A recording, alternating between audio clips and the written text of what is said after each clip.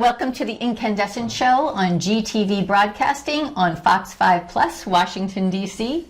I'm Hope Katz Gibbs, founder of Inkandescent PR and Publishing and proud host of the show. This month, we're shining a light on 4 of our incandescent authors, and today I am thrilled to introduce you to the Reverend Dr. Robert Flanagan. He has been an Episcopal priest since 2003. He also holds a Doctor of Ministry in Christian Spirituality and is an adjunct professor at Virginia Theological Seminary in Alexandria, Virginia. Very impressive. He has served for over 10 years as a state and federal advocate for the regional board member of the American Foundation for Suicide Prevention.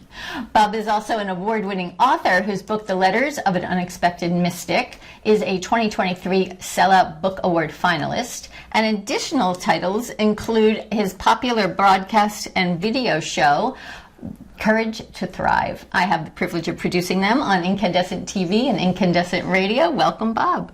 Hope, thanks so much for having me with you today, and congratulations on the show. This is fabulous. This is so much fun. Well, it's so much fun to work with our incandescent authors who are just so clever and smart and have done some really, really remarkable books. So let's talk first about your journey of mental health. So my journey began, as everyone, with some sort of with a crisis, let's say, back about 23 years ago. So I was in my first year at seminary, on the way to become a priest, and wound up in suicidal crisis. It was a really tough time, but I had good people around me and was able to get through it. Yeah, it's really powerful and courageous. Courage to Thrive, that you talk about it so willingly. And I love the story that you tell about how you were giving a sermon about this and the audience just really resonated with that message. You were clearly not alone in this. Yeah, it's always amazing at how it comes out. I mean, that was the first time that I had publicly talked about it as a priest, and it had been about 10 years or more at the time since all that transpired back in seminary. So it was a real change, and people really supportive of myself, but also it moved them to be able to talk about their own experiences. Yeah, and on your show, CourageToThrive.com and CourageToThrive.tv, where people can see all these episodes. One of your recent interviews was with Dr. Christine Moutier.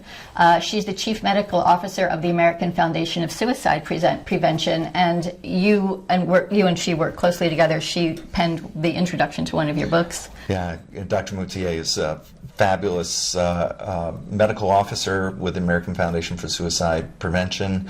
She's been really supportive and does the whole organization does outstanding work. Yeah, I was so touched because you were both sharing really just with your full hearts about your personal experiences with this. I found that to be so courageous, and it just brought me to tears. Yeah. There's seemingly always a story behind all of us that are working in that area. Yeah, it's tough stuff.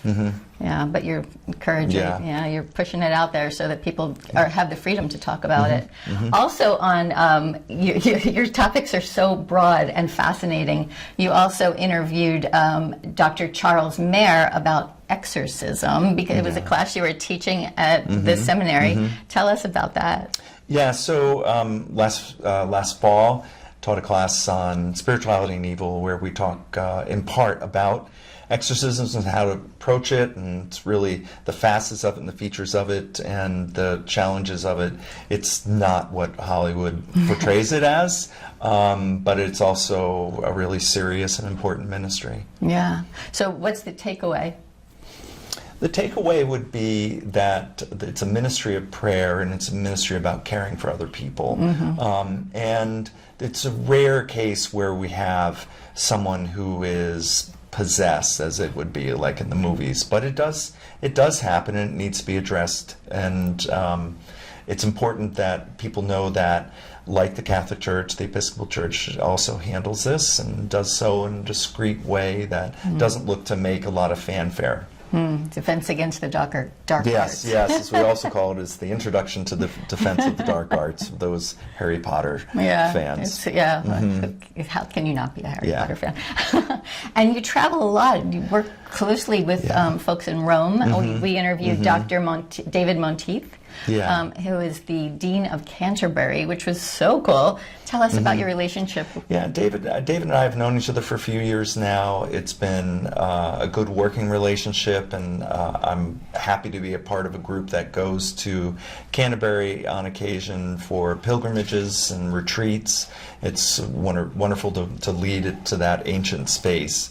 And the work I do in Rome is, again, kind of academic course related, and the upcoming year we'll be working on a course around St. Francis, and that'll be with students from across the world. It's really a privilege. I love that. Your work is so interesting and has so much depth to it. So it's a privilege to promote you. Yeah, thank Courage you. to Thrive, courage with a 2.com, courage2thrive.tv. You can see all of Bob's episodes.